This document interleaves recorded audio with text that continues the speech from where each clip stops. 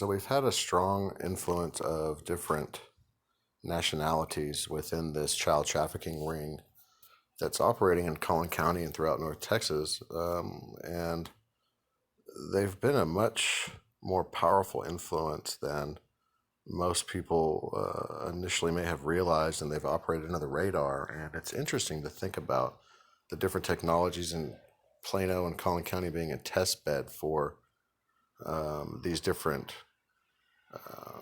call them behavior modification and control systems that utilize frequency and artificial intelligence, but this is a well documented um, issue, and that gets back into the Moto Mesh system that, to the best of my knowledge, was actually the first mesh network installed in the United States, and this is the precursor really to what 5G is today. And so there's different applications for this. Some of them are actually good, and some of them are not. But it's interesting to think about this. And what we're going to see in this video is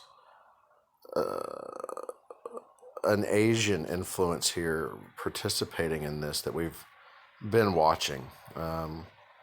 And this young girl the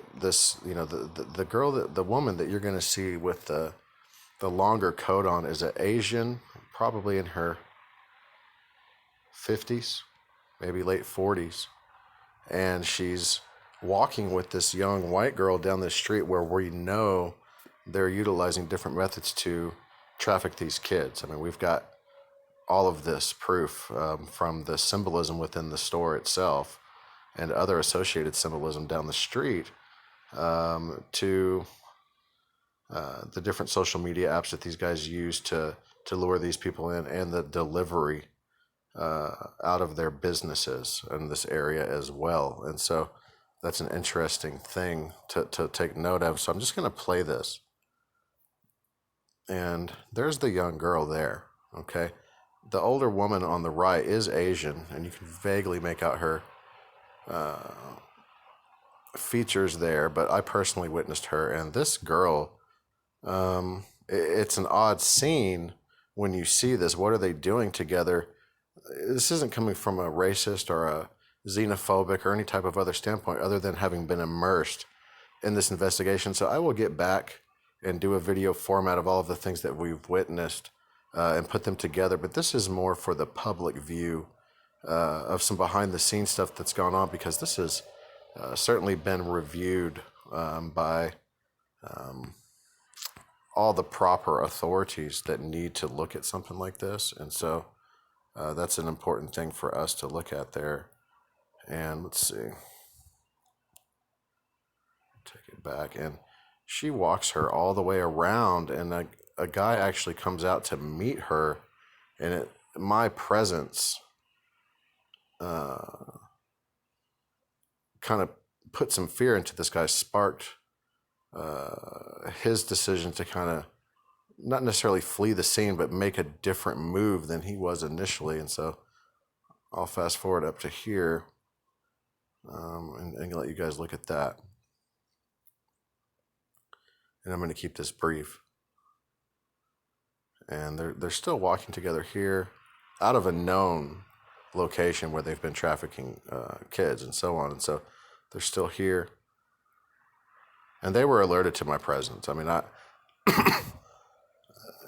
I didn't try to get into the inner workings of their system. There's plenty of that's been documented at this point. And so it's really only a matter of time before these guys get hammered and raided by the proper authorities involved with this. And that's going to be a monumental thing for us as we move forward, because we have this influence out here. And what we really do see, a secret group embedded within different fraternal organizations, law enforcement, intelligence, military, so on, and even in the city of Plano infrastructure and throughout Collin County, that is participating with this group of foreign nationals. And so that really is a big no-no, and certainly something that does raise the brow of the proper people to get in on something like this. And so, if we rewind that, we see them still walking here again, something that doesn't make sense. I mean, this is not her mother.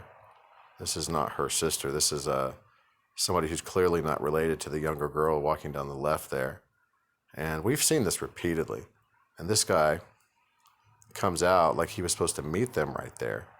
He's looking at his phone. See, that was the pickup point. And this stuff has been going on out here, and it's a real shame when it looks really innocent. It looks like nothing's happening, but these local law enforcement officers are unable to get into these circles and figure this out when myself is able to penetrate just this much that quickly is a big concern. And so we've addressed that. I've talked with different people out of the chief's office and other officers and already put some of that information out for you guys. And this is a live thing that we do. And so it might be a little informal and kind of rough, but this is the way that it gets done. And so it's only a matter of time for this stuff happens. And so we're gonna see some movement here, and there's nowhere that these people can hide from this. The data and everything else has already been collected, and so that'll be interesting to see how that plays out. We're gonna see it, guys. Love y'all.